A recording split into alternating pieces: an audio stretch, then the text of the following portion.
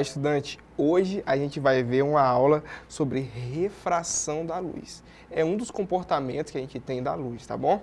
A gente comentou em outras aulas, principalmente no princípio de óptica, qual é a questão da difração. Eu comentei brevemente sobre a polarização da luz, né? Hoje a gente vai falar sobre a luz e a refração dela.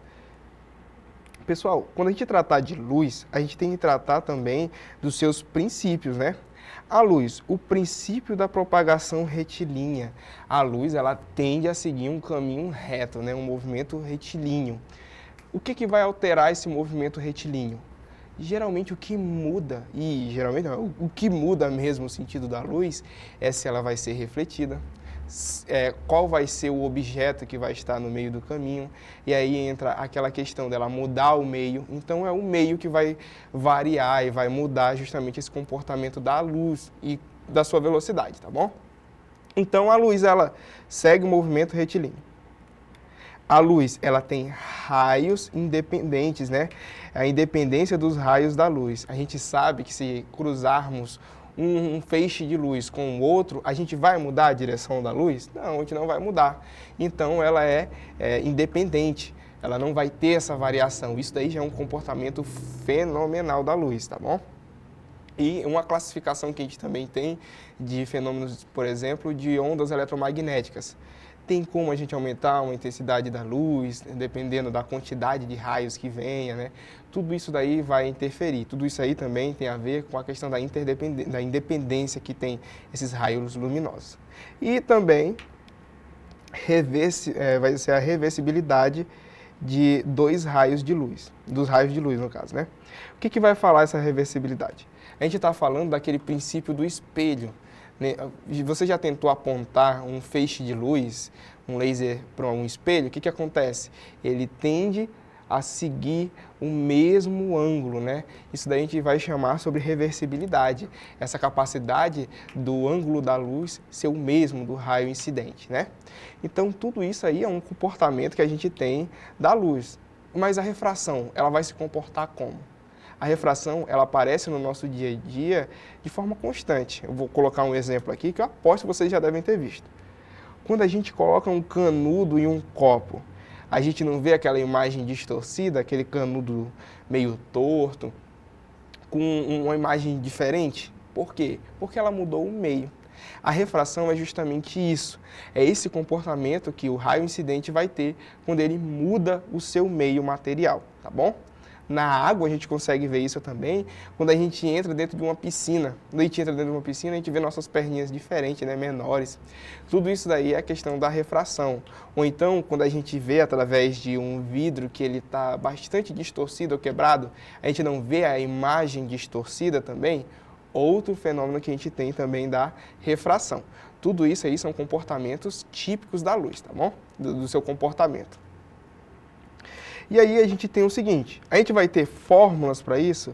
Os alunos, eles já colocaram aquela parte mais mística, né?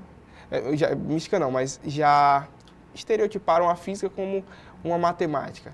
Na física, a gente utiliza as fórmulas para a gente conseguir determinar os seus comportamentos, né? Seus comportamentos naturais. E o que acontece? Aqui não vai ser diferente. Aqui a gente vai ter umas fórmulas, mas o Enem, ele cobra essas fórmulas? Bem, eu vou dar uma boa notícia para você. Muito provavelmente não, tá? Eu já coloquei aqui para você ficar preparado para a gente ver, no caso, o seu comportamento nesses meios e analisar a sua fórmula. Mas muito provavelmente você não vai precisar utilizar elas. Você só vai precisar do seu conceito físico. Quando falarmos, olha, dessa relação de índice de refração, tem a refração absoluta. O que é isso? É o número que mostra o quanto a luz diminuiu de velocidade ao passar por um material, por um meio material, água, vidro. Compara a velocidade da luz no vácuo com a velocidade da luz nesse meio. E aí a gente tem o índice de refração absoluta, é justamente isso. Seria a velocidade da luz no vácuo, representado pela letra C, e a velocidade da luz no material. Quanto maior o índice, mais lenta a luz fica no material e maior é a refração, tá bom? Então isso daí é um princípiozinho que a gente tem que ter. Isso a gente está tratando, por exemplo, quando a gente muda um meio material.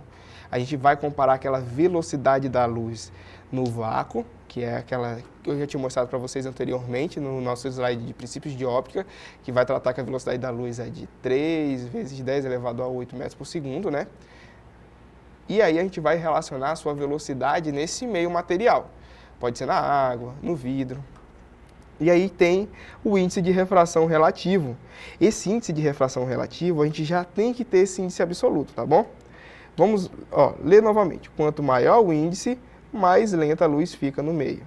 E o relativo, como é que funciona? Ele mostra quantas vezes a luz fica mais lenta em um meio comparado ao outro. Geralmente, a gente vai tratar isso quando a gente vai ter uma mudança do meio que a luz vai passar, tá bom? A luz ela vai chegar a ter uma determinada velocidade. Esse índice ele vai refratar em um objeto, água. E aí o que acontece? Quando ele retorna de novo a um meio com ar, aí a gente faz toda essa comparação, tá bom? Então, só para ficar claro, o índice absoluto e relativo, eles vão tratar qual vai ser o comportamento da luz em materiais distintos. Seguindo, a gente tem o seguinte, a gente tem as leis, né? A primeira lei vai falar que o raio incidente, o raio refratado e a reta normal, a superfície de separação entre os meios, estão no mesmo plano, tá bom? Então ele vai seguir o mesmo plano. Nessa imagem a gente consegue ver, né, a questão do raio incidente, que é o raio que emite. Quando ele muda o meio, o que acontece? Vai acontecer uma distorção. Mas ele mudou o plano? Não, ele ainda vai seguir nesse princípio de diagonal, vai ter uma correspondentezinha em diferentes eixos, né? E aí ele vai seguir ainda no mesmo plano, só que ele vai sofrer essa distorção. E como que é calculada essa distorção, o ângulo dela? A lei de Snell-Descartes, ele fala o seguinte: para uma luz monocromática, no caso, um único comprimento de onda, ou seja, uma única cor, só uma luzinha vermelha, a gente vai ter um comportamento como? É dado por o seno do raio incidente é igual ao seno do raio vezes N2, tá bom?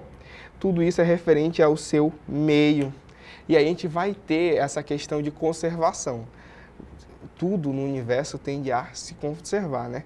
Descartes não, Lavoisier, na química, ele fala, né? Nada se cria, nada se perde, tudo se transforma. Isso é o princípio da física. Física é essa questão de conservação de energia. E a luz a gente sabe que tem esse comportamento, né? E tudo isso vai relacionar a princípios de raios de refração. Se não ficou claro essa parte, eu vou tentar mostrar de um meio mais prático.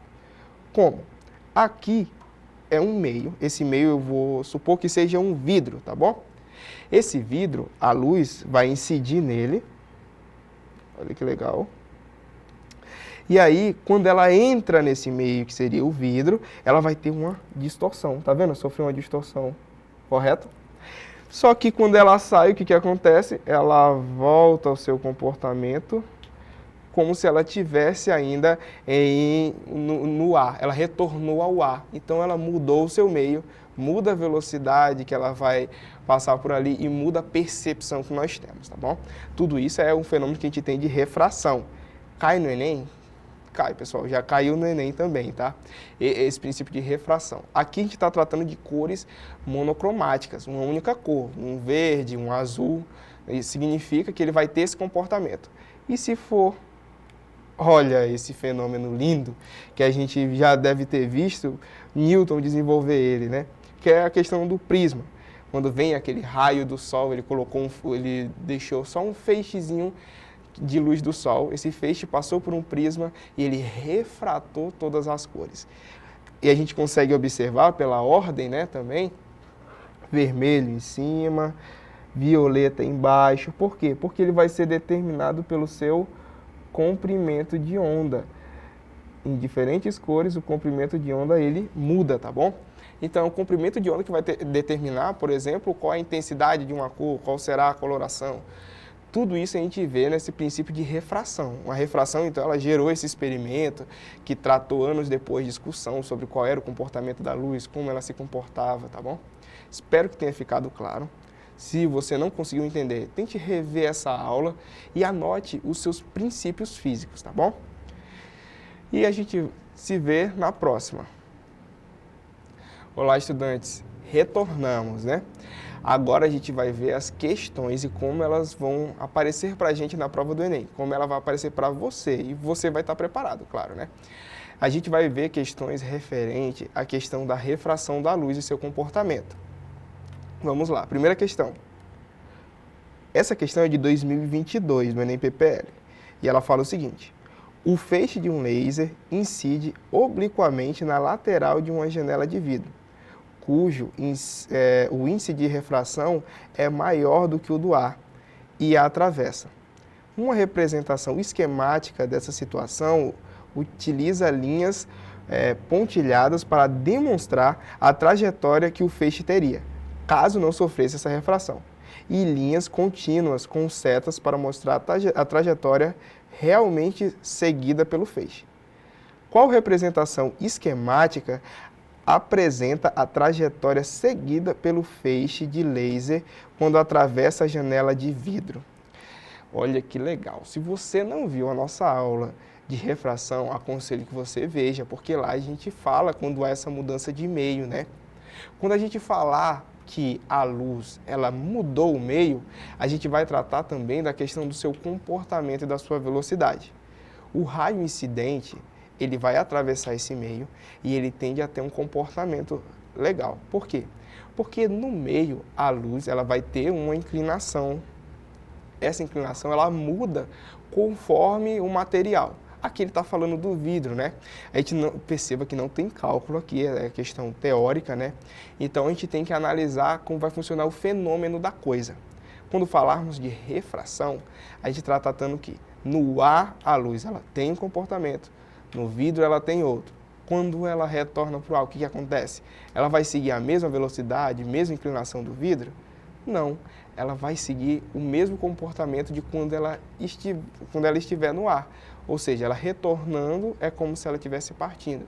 Só que, claro, que ela vai sofrer um desvio por ela ter mudado o seu meio material, tá bom? Vamos ver qual é a alternativa que vai solucionar esse problema, né? E como ela vai se comportar.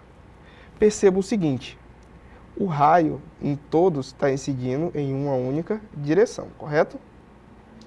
Obliquamente. O que acontece? Como que esse raio, qual é o ângulo então que tem que ter essa reta? Eu fiz um desenho aqui um pouco torto, tá? Esses desenhos aqui ficaram um pouco tortos, ó, das linhas retas. Mas vocês entenderam, né? Ele vai seguir esse mesmo princípio aqui da seta.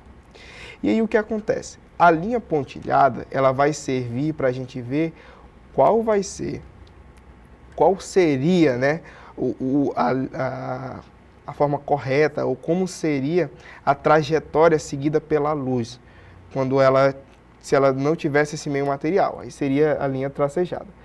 Todas essas linhas estão retas? Todas estão retas. Então, até então, a gente tem a primeira parte ok, a linha pontilhada ok também. E aí a gente vai ter que trabalhar agora com o comportamento da luz quando ela estiver nesse meio desse vidro. Qual vai ser, então, essa distorção? Mas antes, vamos analisar como ela está saindo desse objeto.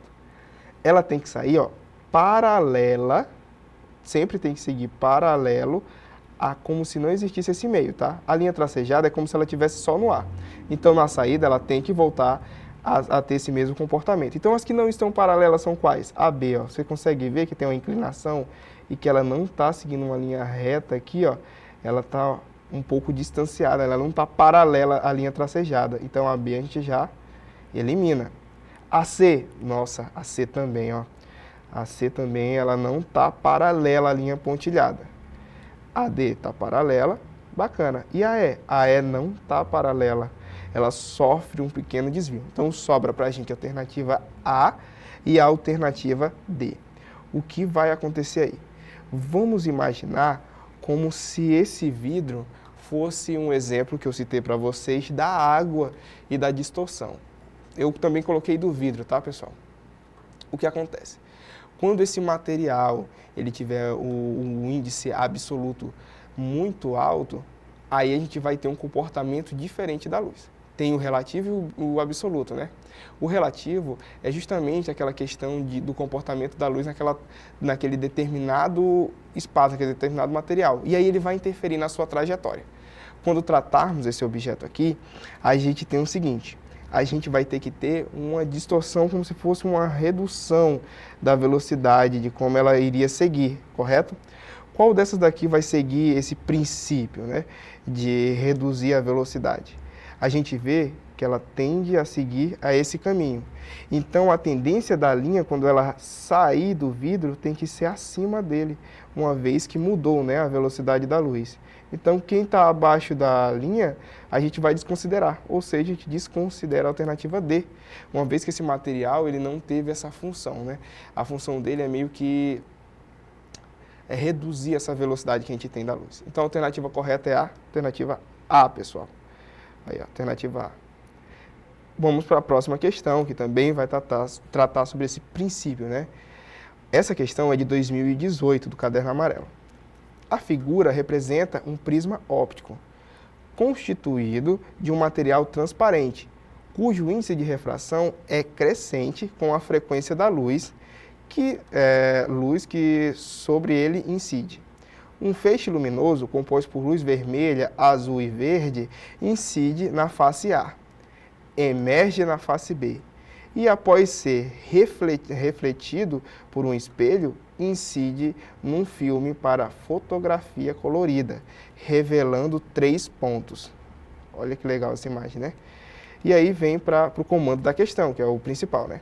Observando os pontos luminosos revelados no filme, de baixo para cima, constata-se as seguintes cores. Aqui ele quer saber quais são as cores que a gente consegue observar quando olha de baixo para cima. Olha que legal. Vamos fingir que a gente não viu a alternativa, né? Mas vamos para o princípio físico. Aqui a gente tem um prisma. Esse prisma vai refratar essas 3 cores e aí a gente vai ter aquele comportamento da coloração e como vai funcionar a sua refração. O vermelho, por ele ter um comprimento de onda maior, a gente percebe que o ângulo que ele forma também é maior. Olha aqui. Então, o que acontece? A primeira cor, ela tem que ser o de maior comprimento de onda, né? Qual é o maior comprimento de onda? O vermelho. Então, a parte de cima vai ficar com o vermelho. Essa parte de baixo aqui tem que ser o de menor comprimento de onda. Qual seria, então, o menor comprimento de onda aqui? A coloração azul, né? O azul. E o verde? O verde ele é intermediário entre eles, então tem que ser a coloração do meio. E aí agora a gente vai seguir essa linha reta. Vermelho é o de cima, ele bate no espelho e aí ele vem para baixo. Então a primeira cor, vermelha. O azul ele vem, reflete no espelho e vem aqui para cima. Então aqui é o azul, né? E o verde, o que acontece com ele? O verde ele segue ainda sendo a luz intermediária, né? Então, azul, verde e vermelho. Então, de baixo para cima, vermelho, verde e azul. Qual é a alternativa? Como eu já tinha marcado, né? É a alternativa A, pessoal. Essa é a ordem que a gente tem das colorações. Então, esses conceitos relacionados a meio, refração e a coloração que vai ser refratada é muito importante. São os principais conceitos que a gente tem quando a gente vai falar de refração, tá bom? Espero que tenha ficado claro. Se não ficou, reveja as aulas, reveja essa aula em específica de resolução de questão e a gente se vê na próxima. Tchau.